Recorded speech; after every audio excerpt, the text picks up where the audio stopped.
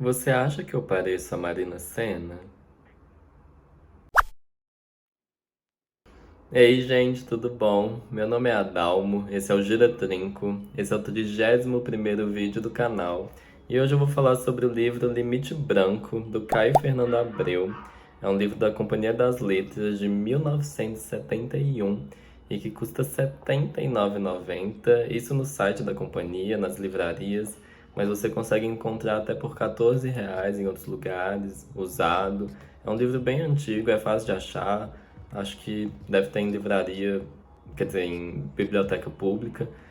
E digo isso porque R$ 80, isso aqui não sei porque que custa isso tudo não, mas tudo bem.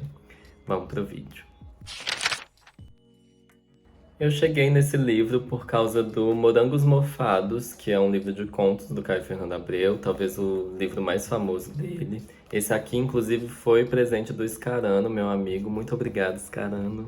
Acho muito fofas essas duas edições juntas, porque as duas têm capas que são tipo fragmentos de quadros do Leonilson, que é um artista plástico brasileiro lá do Ceará, que já morreu. Mas eu adoro essas duas edições. E aí, eu queria muito ler outra coisa do Caio Fernando Abreu, depois que eu acabei o Morangos Mofados, que é um livro incrível, que tem contos muito bons. Só que eu achava que tinha pouca coisa do Caio Fernando Abreu nas livrarias, assim. Ele tem outros livros de contos que eu nunca vi edições atuais. Só que o Limite Branco sempre estava lá e eu sempre achava interessante a ideia. E aí eu peguei para ler o romance de estreia do Caio Fernando Abreu. E ele escreveu esse livro com 19 anos. Isso é muito chocante, porque é um livro muito bem escrito. É um livro de alguém que, assim, consegue traduzir sentimentos e ideias e, sei lá, emoções também, de uma forma tão bonita. É um livro muito bonito e é um livro muito melancólico, que é a história do Maurício, que é um menino lá do interior do Rio Grande do Sul, tal qual o Caio Fernando Abreu. Esse livro vai ter vários traços autobiográficos. E o livro tem, eu diria que ele é basicamente sobre as mudanças que o Maurício passa, assim. É um livro que se alterna entre o Maurício, episódios da vida do Maurício enquanto ele vai crescendo e o diário dele quando ele já tá mais velho, quando ele já é um jovem adulto na faculdade. E aí, o livro é isso. É uma descrição básica, mas a proposta do livro é essa. É falar sobre essas, essa vivência da adolescência, um pouco da infância também. E é um livro melancólico, é um livro sobre quão difícil é você entender o mundo, você entender o outro, como que o outro te afeta, o que que significam as coisas, o que que é a solidão. É um livro muito. Eu não sei se ele é pesado por si só. Eu acho que dá pra tirar um peso dele, assim, dá pra você. Dá pra ele decantar em você de um jeito bem intenso, assim, bem difícil. Dá pra absorver esse livro e ele ser impactante. Eu diria que ele também é pretensioso e a pretensão dele é muito interessante porque ela vem de um lugar da pessoa que não tem amarras, assim. Eu acho que o Caio Fernando Abreu ele escreve de uma forma que você se identifica com alguns sentimentos e você, de certa maneira, também tem uma aversão a ele admitir que ele tá sentindo aquilo, porque você fica, meu Deus, eu não se abre tanto, se preserva, pelo amor de Deus. Mas é um livro romântico também, de certa forma. Eu acho que ele tem uma romantização entristecida, assim. E é um livro interessante. Eu não tenho dúvidas, assim, eu gostei do livro. Eu acho que ele tem uma delicadeza gigante. Eu acho que ele tem nuances muito boas, ele tem imagens muito bonitas. É um livro que eu fui envolvido por ele enquanto eu lia. Outras partes não, mas a maior parte do livro eu achei bem envolvente, assim. Eu tava entendendo o que que o Maurício tava passando. Eu ficava muito em dúvida às vezes se aquilo era um episódio da vida do Caio Fernando, mas Na realidade, eu fui pesquisar depois e nem tudo é autobiográfico, graças a Deus. Mas é um livro bem interessante. Eu acho que eu diria que o maior aspecto dele é aprender. Calma. É aprender a viver a vida. Eu acho que o livro é sobre isso. E não existe receita, não existe resposta para isso, na verdade. Mas é sobre um jovem que está tentando entender como se movimentar no mundo, como se portar, como se relacionar com as coisas e com as pessoas.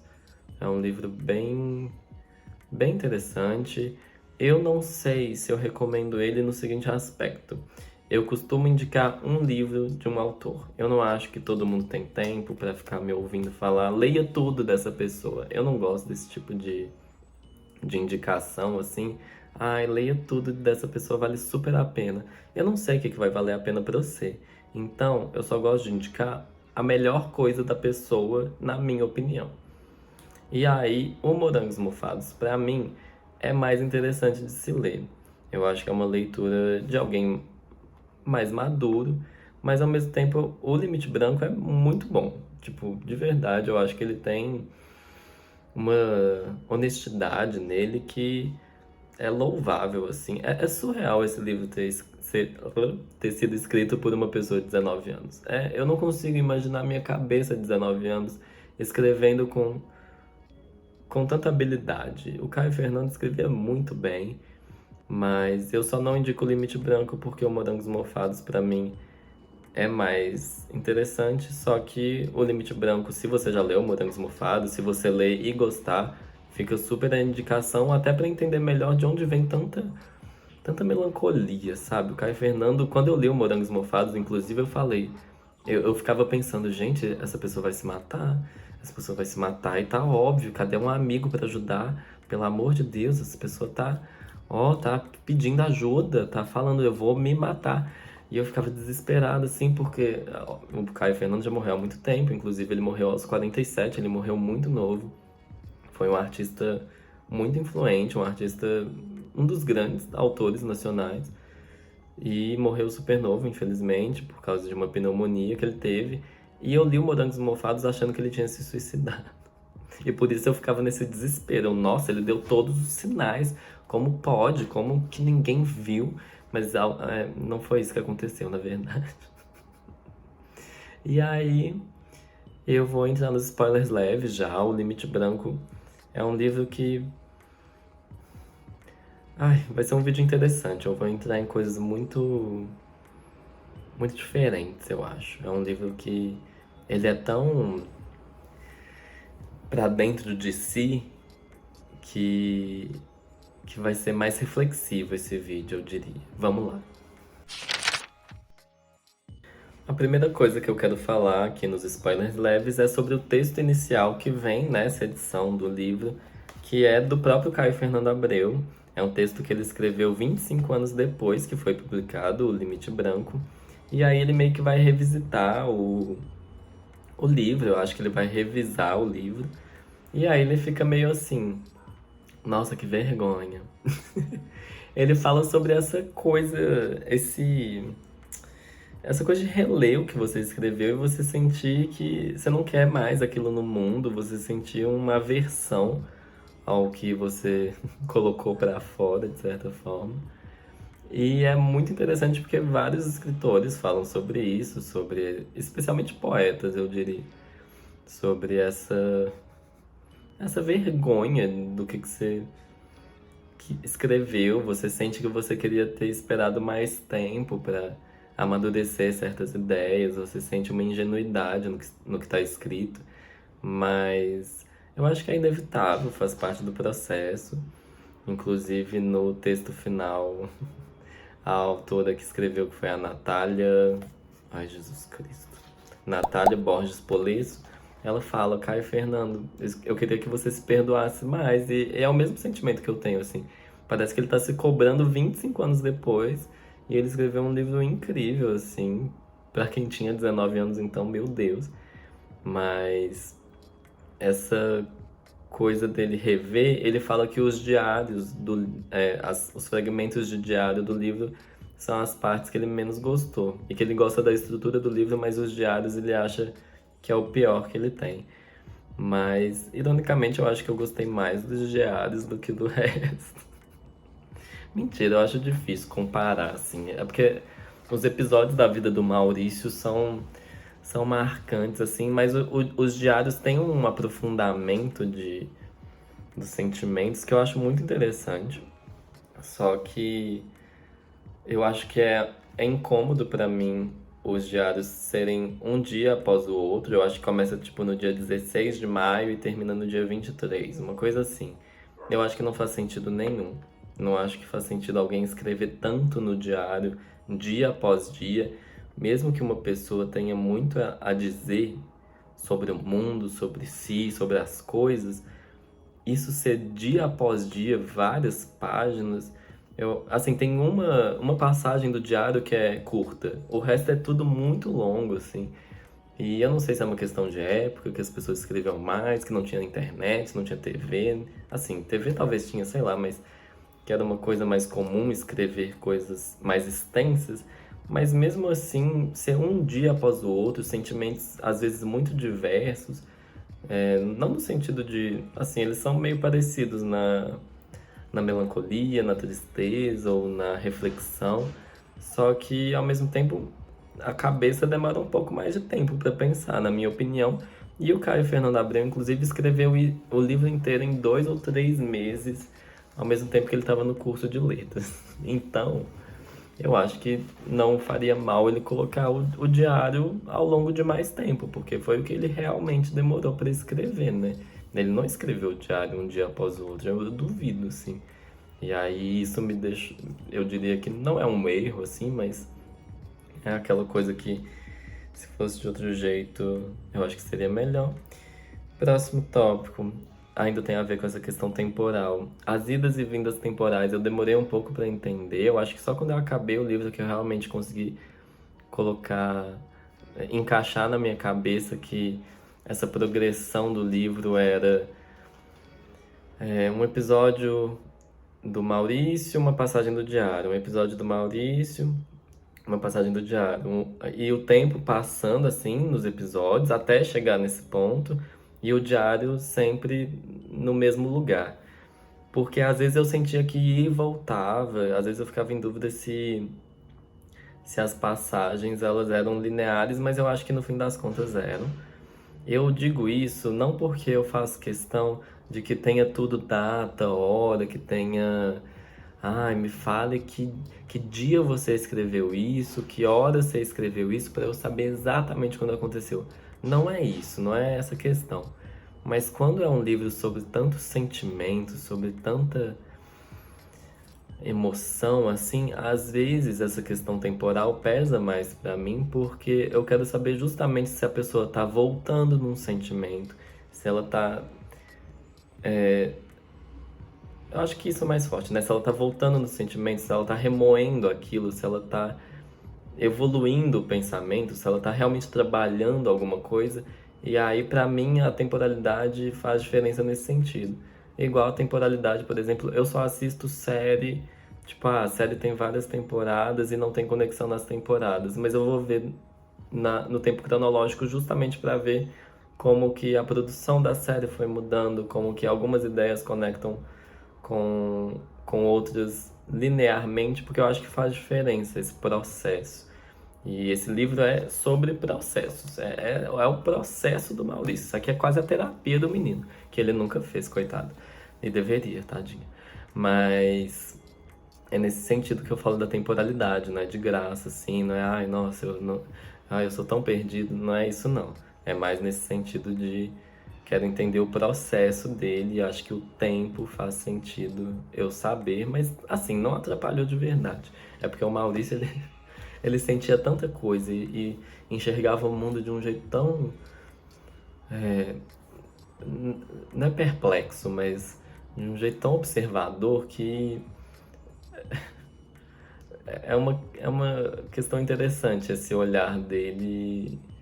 E aí é fácil você se perder um pouco, na minha opinião. É fácil você ir acompanhando o Maurício e de repente você tá olhando para uma mesa e você fala: Isso aqui é uma mesa? O que essa mesa quer de mim?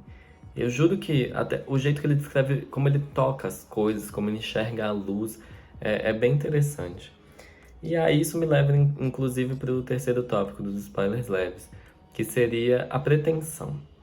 Eu acho muito legal que o livro seja pretensioso e, ao mesmo tempo, isso me deu preguiça em alguns momentos. Em alguns momentos eu sentia que o Maurício, assim, é uma certa impaciência com quem tá começando. Não tem paciência pra quem tá começando, sabe? Esse meme. É um pouco isso. Ao mesmo tempo que você entende o lugar que ele tá falando, você entende que ele não consegue dissociar algumas coisas, ele não tem uma maturidade pra. E acho que até o Caio Fernando Abreu, de certa forma, é isso que ele critica no próprio livro, inclusive, essa dificuldade de entender que algumas coisas não são difíceis de verdade, outras coisas são muito mais difíceis do que ele está falando. Essa, essa dualidade ou essa complexidade do enxergar o mundo sob o seu ponto de vista e saber realmente sublimar o seu ego, realmente você saber calar a boca quando você entende que você não entende quase nada. Essa noção de que não é fácil sintetizar o mundo, né? Não tem como resolver os problemas. Tipo, a vida não é sobre dar respostas específicas, mas talvez saber perguntar melhor. Eu acho que essa coisa, quando você vai lendo o diário de um adolescente, quer dizer, o diário já é ele jovem adulto, né? Quando você lê o diário de uma pessoa na juventude, você vê essa melancolia e você vai pensando assim, nossa, é interessante porque tem reflexões muito profundas e ao mesmo tempo tem umas coisas que você fica, Maurício, tanto faz, Maurício supera, mas assim, é isso. E o livro ser um pouco não contraditório, mas ter essas duas coisas, despertar esses dois sentimentos, eu acho legal. Eu acho que faz sentido com a realidade.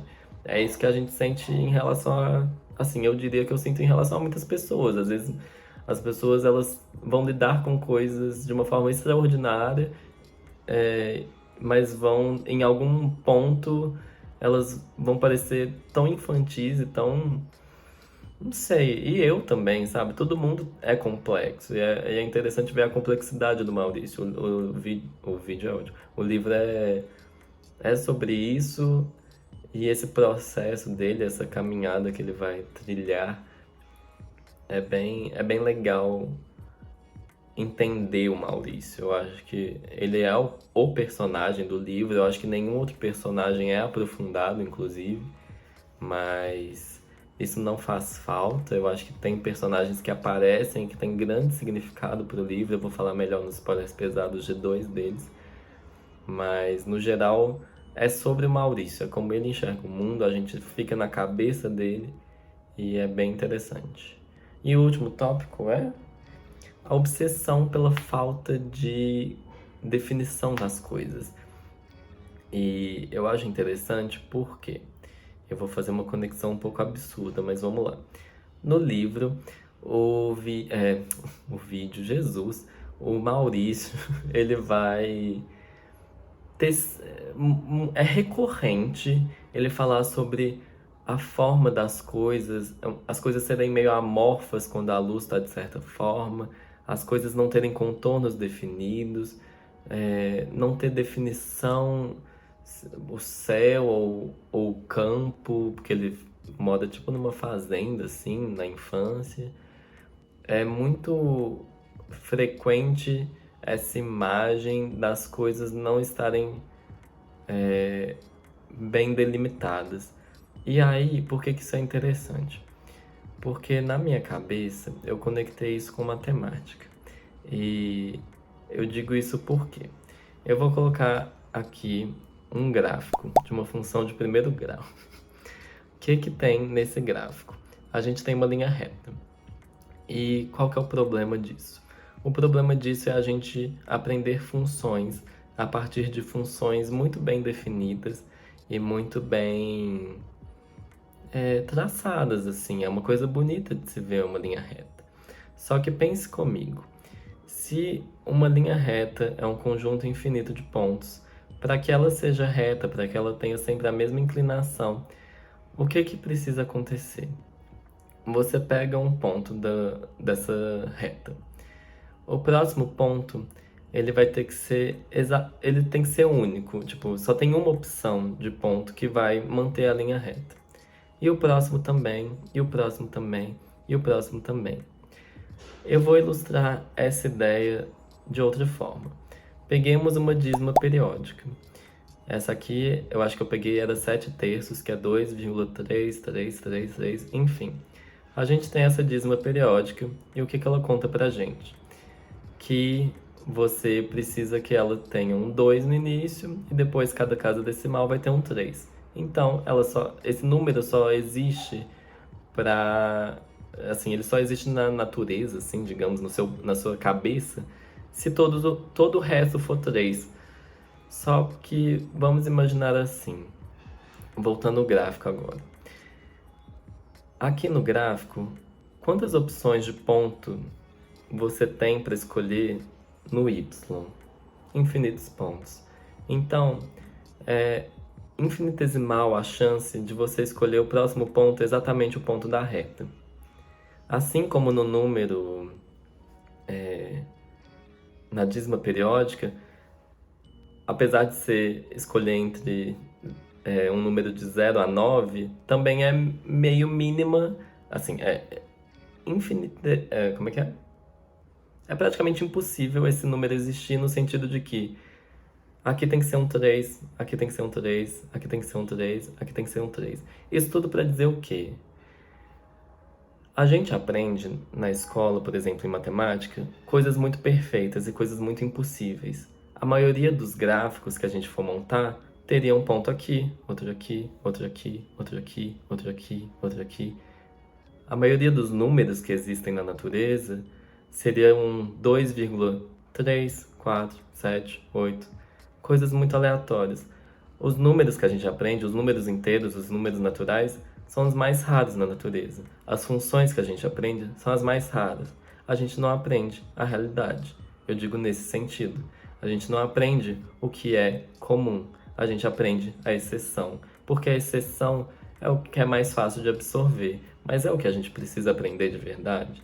E por que eu digo isso? O Maurício, no livro, ele se depara com a dificuldade da vida de você conseguir colocar limite para as coisas. E apesar da gente viver num mundo em que eu estou aqui, o meu corpo está aqui, ele tem um limite, eu consigo pegar nele, apesar da mesa que está aqui, apesar do livro ter um limite, muita coisa, especialmente o nosso jeito de pensar e o nosso, sei lá, muitas coisas não têm forma. A natureza não tem quadrados perfeitos, não tem círculos perfeitos, não tem triângulos, não tem mal linhas retas, na minha opinião. E aí, o que que a gente faz com isso? Quando a gente vê que as coisas não têm uma forma bem definida, que os sentimentos, eles não, apesar da gente nomear eles, a gente sente coisas que a gente não nomeia. E o que que a gente faz com isso? O livro é meio sobre isso. É sobre essa dificuldade de você entender o que está acontecendo, já que tudo que é colocado, não tudo, né, mas muita coisa que é colocado pra gente é o que as gerações que vieram antes da gente tentaram organizar no mundo, de certa forma. Eu falo muito de matemática aqui porque é a minha graduação, mas acho que em vários sentidos. Na história, por exemplo, diversos acontecimentos históricos, a gente tem um ponto de vista, mas a vida não é um ponto de vista. A gente tem pouquíssimos documentos históricos sobre, sei lá. Não vou citar nada específico porque acho que perderia o sentido, mas eu acho que o exemplo do gráfico, que é um caso muito único, o exemplo da dízima periódica, assim, juro, eu lembro perfeitamente da aula que a professora falou assim: um número inteiro é um 2,0000000. Esse é o número. A chance de nunca, nunca, nunca, nunca, em nenhuma casa decimal vir um outro número diferente é tão pequena que pensar num número inteiro não faz sentido, assim. É um número tão único, é um número tão específico que, assim, entende? Essa é a ideia. Mas eu acho que eu já viajei demais, mas isso tudo para falar sobre as incertezas da vida, porque o livro é sobre isso, é sobre a dificuldade de entender o que tá acontecendo.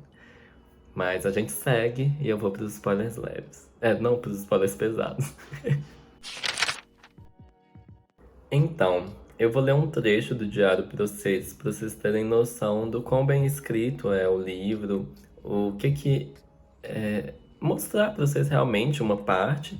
Eu peguei um trecho que eu diria que é um dos mais bonitos e um dos mais fáceis de entender. Assim, não é, eu não sei se o livro é complexo, porque eu acho que eu assimilei muito bem. Eu não sei se por já ter sentido muitas das coisas que estão aqui, mas de qualquer forma, vou ler para vocês e até para vocês entenderem a escrita do livro, assim, a linguagem, a estrutura, assim. Vamos lá. Quando se deseja realmente dizer alguma coisa, as palavras são inúteis. Remexe o cérebro e elas vêm, não raras, mas toneladas.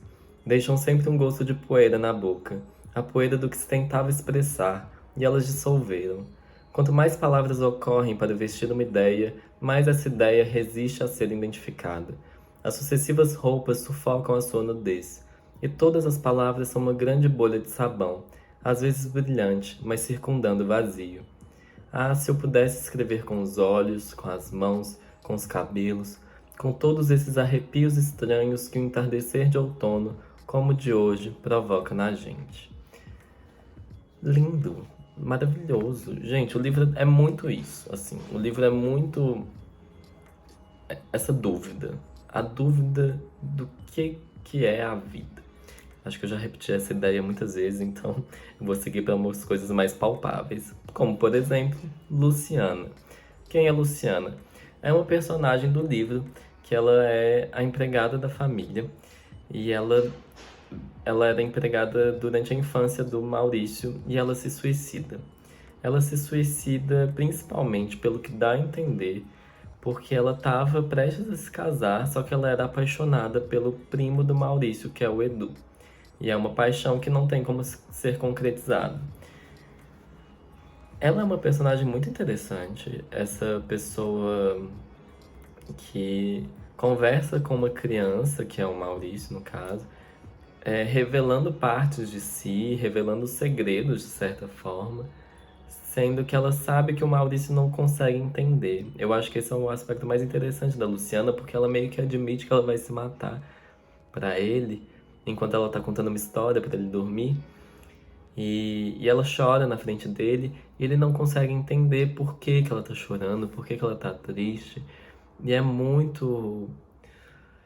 Ai, é triste. É triste ler. É uma pessoa que morre, que os outros, os adultos olham de certa forma. Olham julgando, assim, tipo, nossa, se matou. Tava noiva, era jovem, bonita, trabalhadora, sabe? Por que que se matou? E a única pessoa mais perto, mais próxima de entender o que que ela estava passando, ironicamente, é o Maurício, que não entendia quase nada também. Na verdade, a pessoa mais próxima a entender o que a Luciana tá passando é o leitor, que o leitor tem uma noção melhor do que ela estava sentindo. E eu tô citando a Luciana para poder conectar com uma coisa um pouco mais pra frente no vídeo. Mas continuando, uma coisa do livro que eu não gostei foi um momento em que o Maurício tem uma alucinação com um quadro de um tio ou de um tio-avô, alguém da família, assim. Eu não entendi essa parte até agora, não entendi por que que ele teve uma alucinação, não entendi de onde saiu isso não foi pra lugar nenhum.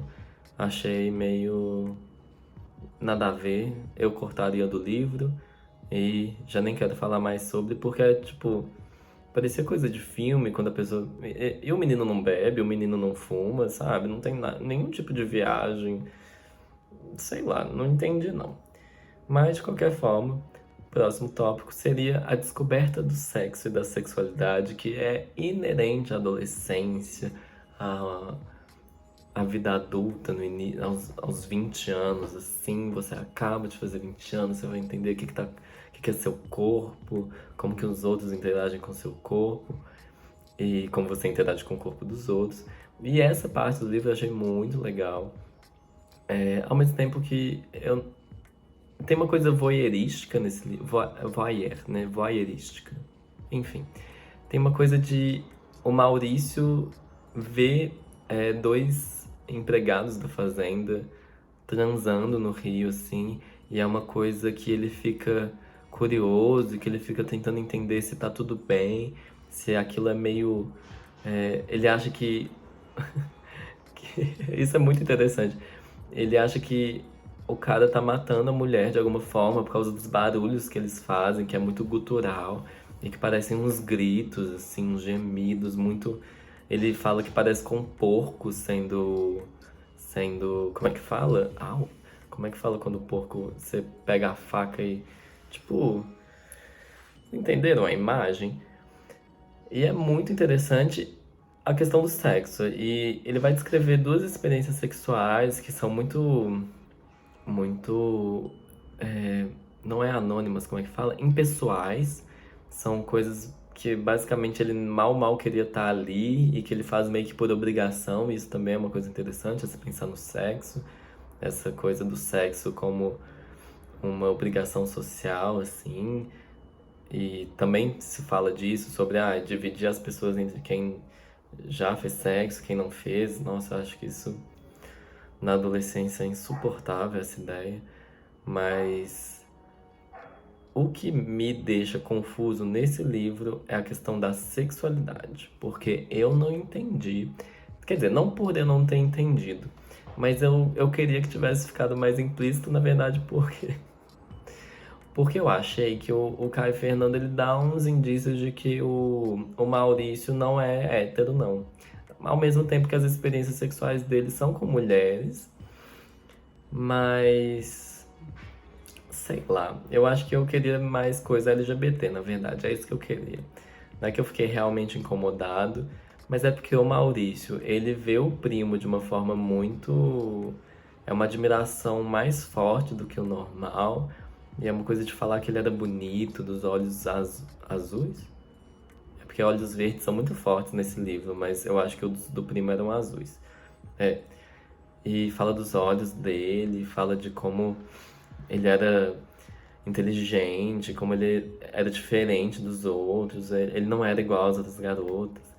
E é interessante, é uma relação que depois, inclusive, vai quebrar, né? Porque, pra quem lê o livro, a gente tá nos spoilers pesados, né? O Edu, ele vai voltar anos depois, assim. O Maurício, ele muda de cidade e o Edu mora, acho que no Rio de Janeiro. E aí, de repente, a mãe dele e a irmã vão viajar pra visitar a família e o Edu decide ir junto. Só que aí o Edu já tá mais velho, ele já tá meio calvo, ele já tá meio gordo e ele já tá meio. Como é que fala? Ele se acomodou numa vida de casado, ele já tem filhos, então essa mudança do Edu também é bem legal, essa morte do ídolo do Maurício, porque ele via quando criança, nossa, o Edu é o que eu quero ser quando eu crescer. Só que aí ele cresce, o Edu também cresce, e aí muda esse ponto de vista. Quer dizer, não o ponto de vista, né? Muda a visão, de fato. E aí a questão da sexualidade também vai estar envolvida por outro personagem, que é o Bruno, que o Bruno eu achei bem interessante, eu queria ver mais dele. Eu achei que ele foi não pouco trabalhado, mas eu só queria mais mesmo, porque é um personagem muito fofo. Quando o Maurício e o Bruno se conhecem, eu fico, ai gente, que gracinha. E tem uma amizade ali, tem um carinho, e é um carinho diferente. E o Bruno, ele tem uma depressão, assim, uma depressão muito forte e muito novo. Eu acho que eles estão com uns 14 anos, assim. E eles fazem amizade na escola, que o Maurício tinha acabado de mudar de cidade, eu acho que o Bruno também. Só que é uma relação que acaba muito rápido, porque o Bruno ele vai embora de navio, inclusive, e quando tem essa cena no livro, eu achei até que era uma metáfora para o Bruno estar morrendo. E honestamente eu não tenho certeza se não é isso.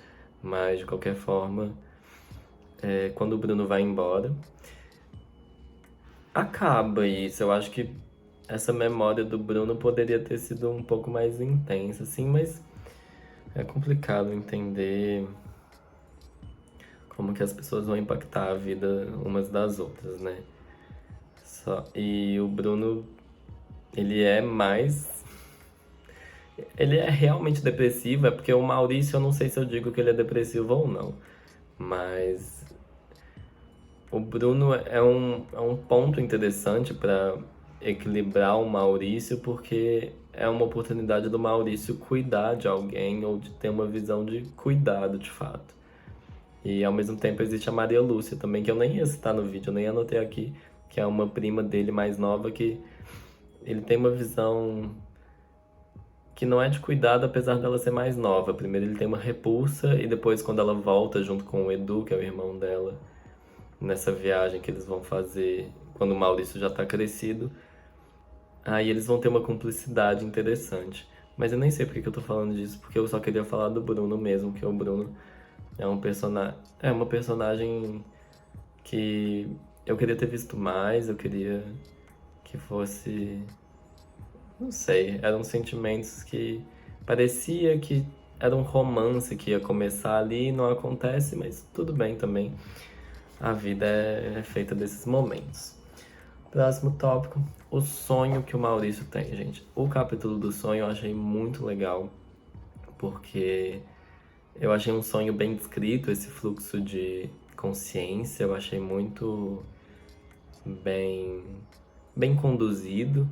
Eu achei as imagens criadas muito bonitas, e especialmente a criatura meio andrógena que aparece no final, com quem o Maurício tem uma relação sexual, só que ele meio que se enxerga na criatura, ele meio que acha que é ele, e ele vê pedaços dos outros nessa criatura, e ao mesmo tempo a gente vê pedaços dos outros na gente também.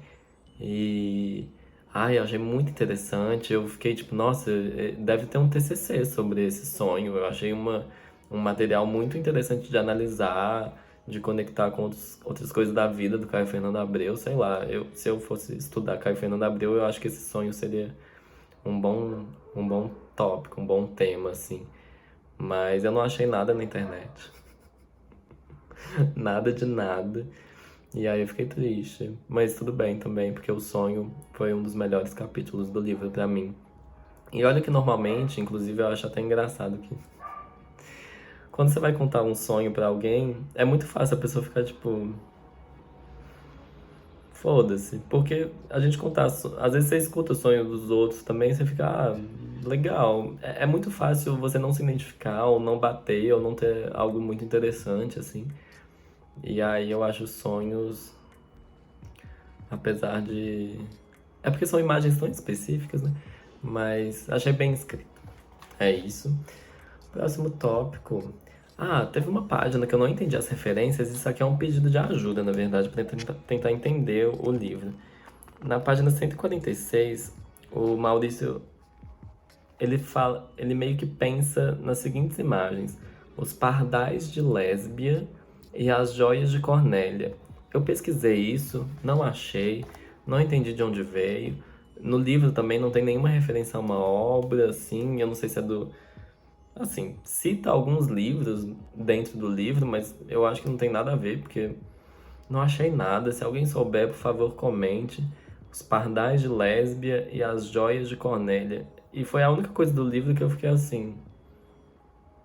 De onde saiu isso? De onde você tirou isso? Nossa, o livro tava sem nenhum detalhe estranho, assim, até que chegou essa parte e que finaliza o capítulo falando dessas imagens, inclusive, nem descrevendo, só cita mesmo, e eu fiquei, gente, De onde saiu isso? Esse talvez foi o ponto que eu menos gostei do livro, essas duas referências. Mas eu também não gostei muito do passeio que é descrito. Eu acho que o livro tem muitos momentos de uma coisa meio bucólica, assim, de ver a natureza e de sentir as texturas e tal. Só que esse passeio especificamente, que é um capítulo inteiro só ele passeando, achei chato. Eu falei, ai, que canseira, Maurício. Vai viver a vida, sei lá. Você vai ficar vagando igual um. Ai, Deus, Maurício. Mas assim, tudo bem também, até porque a passagem do diário que eu li era referência justamente, era tipo escrita logo depois desse passeio. O passeio meio que inspirou a passagem do diário que eu li, então saiu alguma coisa boa disso, na minha opinião. E tudo bem também, só me deu preguiça de ler, eu tava lendo e eu falava,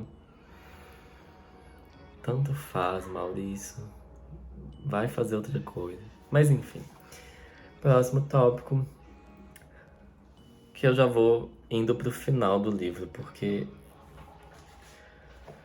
Jesus, eu não imaginava que ia ser.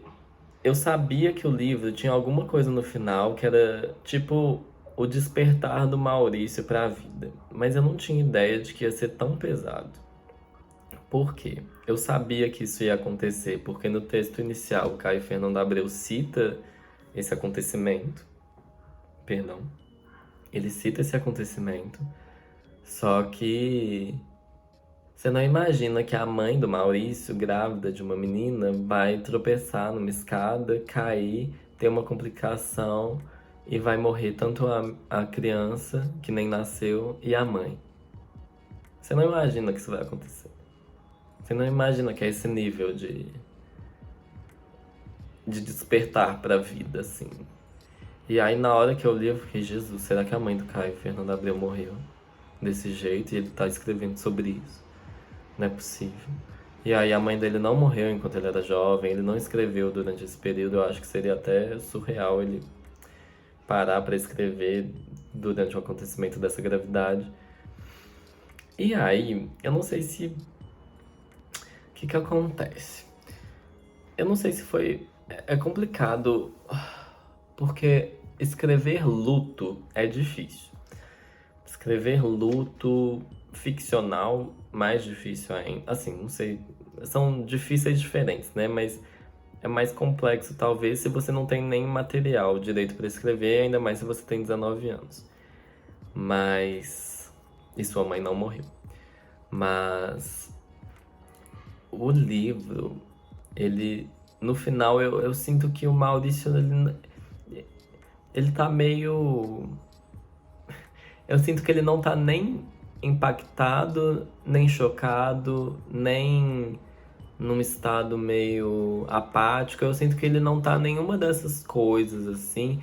E assim, o luto de cada um vai viver. Mas eu sinto que ele não tá vivendo quase assim, ele meio que se tranca no quarto e tal.